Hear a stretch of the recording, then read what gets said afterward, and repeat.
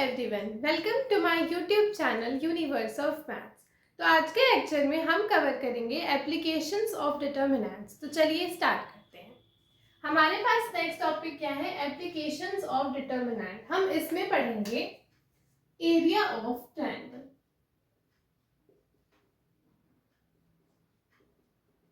हम डिटर्मिनेंट्स की मदद से अपने एरिया को कैसे निकाल सकते हैं ऑफ अ ट्रायंगल। ठीक, area of a triangle. Let suppose हमारे पास यहाँ पर ट्रायंगल है जिसके कोऑर्डिनेट्स हमारे पास क्या है? x1, y1, x2, y2 and x3, y3। ठीक, तो हम कैसे निकालेंगे area of triangle using determinant? इसका हमारे पास एक फॉर्मूला होता है 1/2 इंटू डिटर्मिनेंट ऑफ, हम लिखते हैं x1, x2, x3, y1, y2, y3 and 1 1 1।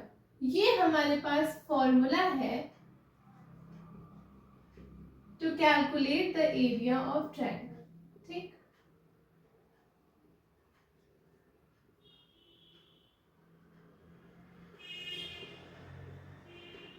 अब हमारे पास यहाँ पर एक चीज आती है कि हमारा जो एरिया निकल करके आएगा ये कभी भी नेगेटिव नहीं होता।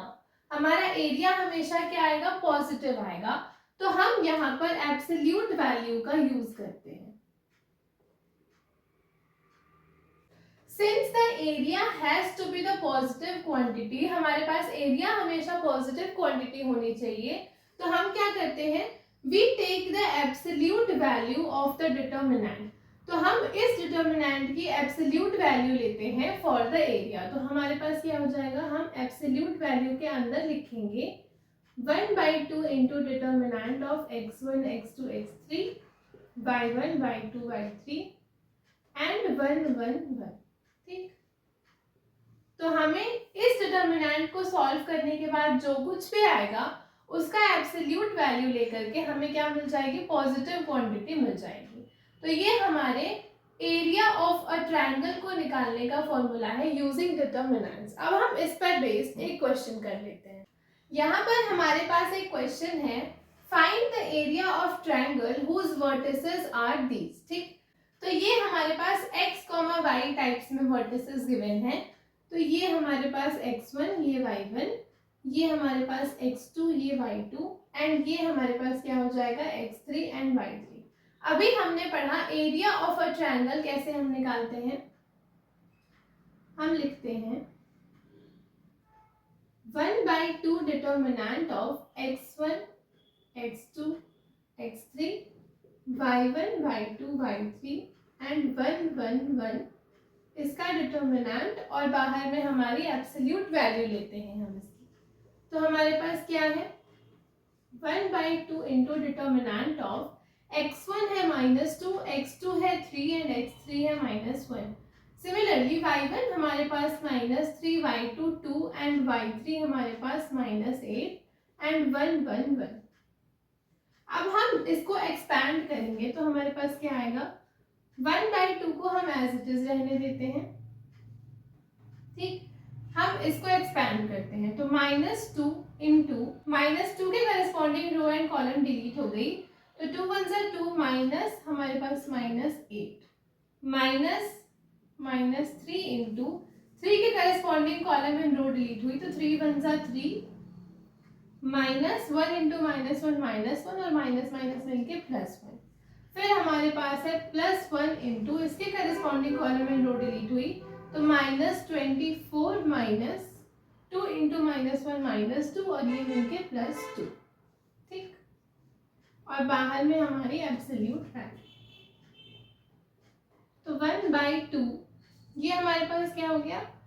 माइनस माइनस मिलके प्लस और 8 + 2 10, माइनस माइनस मिलके +3 इंटू 3 + 1 क्या हो गया? 4 +1 इंटू -24 + 2 हमारे पास कितना हो जाएगा? -22। ठीक, ये कितना आ गया हमारे पास? 1/2 -20 + 4 3 12 -22। ठीक, इसको फर्दर सिंप्लीफाई करें तो कितना आएगा 1/2 इंटू -20 + 12 हमारे पास -8 - 22। ठीक, तो हम इसकी वैल्यू को यहाँ लिखते हैं 1/2 इंटू -22 - 8 हमारे पास हो गया -30 और बाहर तो हम अगर इसको और सिंप्लीफाई करें तो -15 और इसकी एब्सोल्यूट वैल्यू ले लें तो कितना आ गया 15। अब सिंस हमने कैलकुलेट किया है एरिया तो हम यहाँ लिखेंगे 15 स्क्वायर यूनिट्स। ठीक, हेंस हमारी रिक्वायर्ड एरिया क्या आ गई, required area is equal to 15 square units. ये हमारा आंसर हो गया। ठीक, यहाँ पर हमारी वैल्यू डिटर्मिनेंट की क्या आ रही थी, नेगेटिव आ रही थी, इसीलिए हम क्या करते हैं एब्सोल्यूट वैल्यू लेते हैं अपने डिटर्मिनेंट का। तो इससे हमारे पास 15 स्क्वायर यूनिट्स हमारी एरिया निकल कर आ गई। तो हमने अपना एरिया ऑफ ट्रायंगल निकाल लिया यूजिंग डिटर्मिनेंट्स।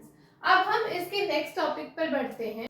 अब हमारे पास यहाँ पर एक कॉन्सेप्ट है कोलिनियर का। ठीक, हम कब कहेंगे कि हमारे गिवन पॉइंट्स कोलिनियर हैं, the points are said to be collinear if the area of a triangle formed by them is 0।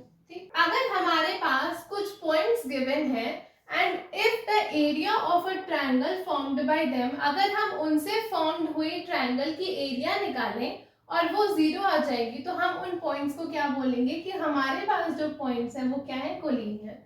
तो हमारे पास इसी कोलिनियर पे बेस्ड एक क्वेश्चन है, इफ द पॉइंट्स, हमें ये 3 पॉइंट्स गिवन है दिस और ये क्या है कोलिनियर है, इसका मतलब कि the area of a triangle formed by these points will be 0। हमें क्या शो करना है, show that A B dash is equal to A dash B. तो हमें कोलिनियर की कंडीशन गिवन है तो हम अपना सॉल्यूशन लिखते हैं, points are collinear, so this implies area of triangle formed by them is 0। ठीक, अब एरिया ऑफ ट्रायंगल हमने पढ़ा क्या होता है 1/2 इंटू डिटर्मिनेंट ऑफ हमारे पॉइंट्स, तो A dash and A minus A dash, B dash and B minus B dash 1 1 1, ठीक, इज इक्वल टू 0। अब अगर हम इसको अलोंग फर्स्ट रो एक्सपैंड करें तो हमारे पास क्या आएगा, ये 1/2 एज इट इज रहा हमारे पास, हम लिखते हैं a इंटू दिस हमारे पास b dash minus b dash, तो हमारे पास हो गया दिस। ठीक, फिर माइनस b इंटू इसके corresponding column and row delete हो गई तो a dash minus a dash. ठीक, and plus 1 into a dash into b minus b dash minus b dash into a minus a dash, this is equal to 0। ठीक, इसको further simplify करें तो हमारे पास क्या मिलेगा, ये a एज इट इज रहा, b dash minus b minus minus मिलके plus b dash minus b into a dash minus a plus a dash plus a dash b minus a dash b dash minus b dash a plus b dash a dash, this is equal to 0। ठीक, ये minus a dash b dash और plus a dash b dash cancel out हो गया तो हमारे पास क्या मिला 1/2, ये हमारे पास क्या हो गया a into b dash plus b dash 2b dash minus b minus b into 2a dash minus a plus हमारे पास क्या आ गया a dash b and minus b dash a, this is equal to 0। ठीक, अब हम आगे लिखते हैं यहाँ 1/2 हमारे पास एज इट इज रहा, इसका मल्टीप्लीकेशन अंदर कर दें तो 2ab dash minus a into b minus 2a dash b and minus minus मिलके प्लस ab। ठीक, यहाँ पर लिखते हैं प्लस, ये हमारे पास क्या है, a dash b minus b dash a, this is equal to 0। अब minus A B plus A B हमारे पास कैंसल आउट हो गया, ठीक। ये 1/2 अगर हम इधर ट्रांसपोज कर दें तो ये 0 हो गया। अंदर हमारे पास क्या बचा, 2ab डैश माइनस, इसको हम लिख सकते हैं ab डैश, तो 2ab dash minus ab dash क्या बचा, ab डैश, ठीक। Minus 2a dash b plus a dash b क्या बचा, minus a dash b, this is equal to 0। तो यहां से हमें क्या मिला, ab dash is equal to a dash b। हमें क्या शो करना था, A B dash is equal to A dash B, हमने ये चीज को शो कर दिया, हेंस प्रूफ। हम एक बार क्विक रिव्यू कर लेते हैं क्वेश्चन को। हमें क्या बोला था, if the points these are collinear, हमें ये पॉइंट्स क्या गिवन थे, कोलिनियर। अभी हमने कोलिनियर के बारे में पढ़ा कि हमारे पॉइंट्स कोलिनियर कब कहे जाते हैं, अगर area of triangle formed by that points क्या आ जाए हमारे पास, 0। तो कोलिनियर की कंडीशन से हमने ये लिखा कि if the points are collinear, so this implies area of triangle formed by them is 0, ठीक। तो एरिया ऑफ ट्रायंगल हमारे पास क्या होता है, 1/2 into determinant of the points a dash a minus a dash, b dash b minus b dash, and 1 1 1 is equal to 0। अब हमने first row के अलोंग एक्सपैंड किया और इसको सिंप्लीफाई किया, तो हमें क्या मिल गया, A B dash is equal to A dash B. हमें यही शो करना था, which is this, hence proof. ये हमारा आंसर है। अब हम आगे बढ़ते हैं। नेक्स्ट टॉपिक हमारे पास है प्रॉपर्टीज ऑफ डिटर्मिनेंट्स। हमारे डिटर्मिनेंट्स कुछ प्रॉपर्टीज को पजेस करता है जो हमारे लिए इंपॉर्टेंट होते हैं। हम इसके वैल्यूज को फाइंड करने में हमें मदद मिलती है, ठीक। तो हम बढ़ते हैं अपनी प्रॉपर्टीज पे। फर्स्ट प्रॉपर्टी हमारे पास क्या है, property number 1, if each entry in any row और each entry in any column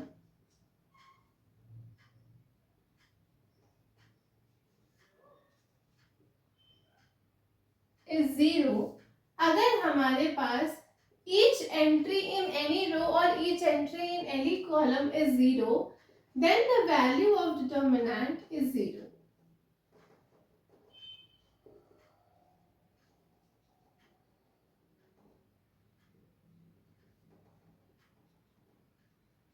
हमने क्या कहा, if each entry in any row or each entry in any column is 0, तो हमारी उस डिटर्मिनेंट की वैल्यू क्या निकल कर आती है, 0।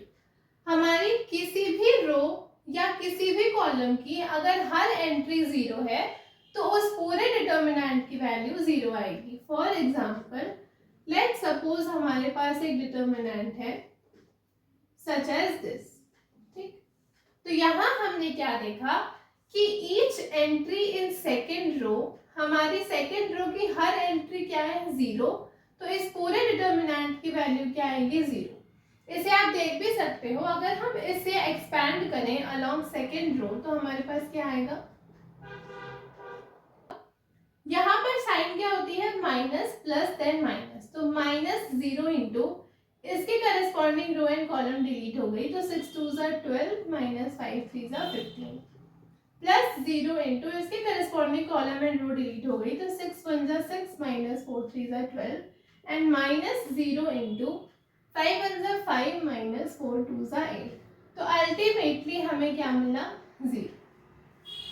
तो प्रॉपर्टी नंबर 1 यही स्टेट करती है कि if each entry in any row, किसी भी रो या किसी भी कॉलम कि अगर हर entry, each entry in any row और each entry in any column is 0, तो हमारे पूरे डिटर्मिनेंट की वैल्यू क्या आ जाएगी, 0। अब हम बढ़ते हैं अपनी प्रॉपर्टी नंबर 2 पे।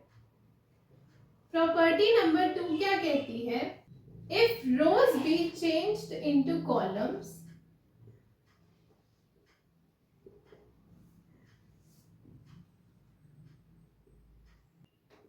and columns into rows,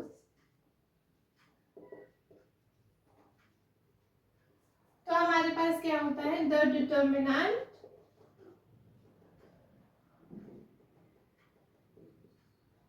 remains unaltered। या फिर हम unchanged भी कह सकते हैं। हमने क्या कहा, if rows be changed into columns, अगर हम rows को किस में चेंज कर दें, कॉलम्स में चेंज कर दें, एंड कॉलम्स को किस में चेंज करते हैं, रोज में चेंज कर देंगे, तो हमारी जो डिटर्मिनेंट होती है वो क्या होती है, अनचेंज्ड होती है, अनअल्टर्ड होती है। फॉर एग्जाम्पल हमारे पास लेट्स सपोज डिटर्मिनेंट है a1 b1 c1, a2 b2 c2 and a3 b3 c3। ठीक, हमने क्या कहा, if rows be changed into column, so this will be equal to, हम अगर रोज को कॉलम्स में चेंज कर दें तो हमारे पास क्या हो जाएगा, a1 b1 c1, a2 b2 c2 and a3 b3 c3। ठीक, तो हमारी प्रॉपर्टी नंबर 2 यही स्टेट करती है कि if rows be changed into columns and columns को अगर हम रोज बना दें, रोज को कॉलम्स बना दें, तो हमारी जो डिटर्मिनेंट है ये अनचेंज्ड रहती है, तो this is equal to this. ठीक, अब हम बढ़ते हैं अपनी प्रॉपर्टी नंबर 3। ये क्या है, if any two rose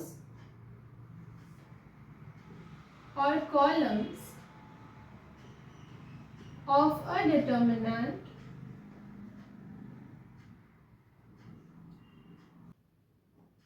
are interchanged,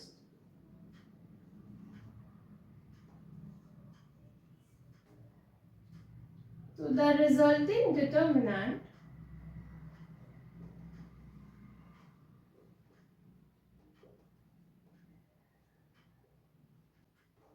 is the negative of the original determinant, negative of the original determinant.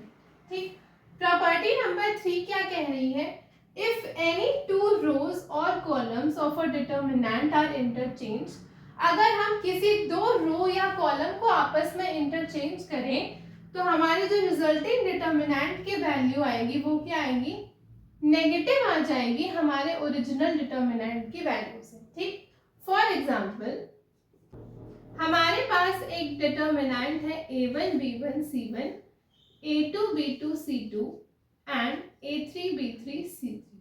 हमने क्या कहा, इफ एनी टू रोज और columns of a determinant are interchange, तो हमने लेट्स सपोज कि इन दोनों कॉलम्स को आपस में इंटरचेंज किया, फर्स्ट एंड सेकेंड कॉलम को, तो हमारे पास क्या आ गया, b1 b2 b3 and a1 a2 a3 और लास्ट वाला हमारा एज इट इज रह गया।